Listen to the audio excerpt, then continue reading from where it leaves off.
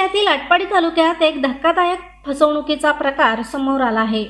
देशमुखवाडी येथील एका तरुणाला लग्नाचे आमिष दाखवून सुमारे 10 लाख रुपयांचा गंडा घालण्यात आला आहे। मिळालेल्या माहितीनुसार संबंधित तरुण लग्नासाठी मुलीच्या शोधात होता। त्यावेळी सचिन बाबर नावाच्या मध्यस्थाने त्याला मुलगी मिळवून देण्याचे आश्वासन दिले। मात्र लग्न कोणत्याही गाजावाजा न करता मंदिरात करण्याची अट घालण्यात आली। त्यानुसार वैशाली शेवाळे नावाच्या तरुणीसोबत विवाह निश्चित करण्यात आला। मासाळवाडी येथील मंदिरात साध्या पद्धतीने विवाह पार पडला। लग्नानंतर नवदाम्पत्य घरी परतले, मात्र त्याच रात्री नवरीने पतीच्या जेवणात गुंगीचे औषध मिसळले।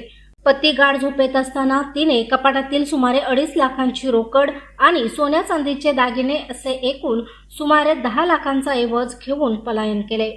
सकाळी जाग आल्यानंतर नवरी घरातून फरार झाल्याचे लक्षात येताच पतीला मोठा धक्का बसला। सर्वत्र शोध घेतल्यानंतरही ती सापडली नाही। अखेर या प्रकरणी आटपाडी पोलीस ठाणे येथे तक्रार दाखल करण्यात आली आहे। दरम्यान या फसवणुकीत मध्यस्थी करणाऱ्या सचिन बाबर याला पोलिसांनी ताब्यात घेतले असून पुढील तपास सुरू आहे। प्रशांत कांबळे, अग्रणी न्यूज, विटा।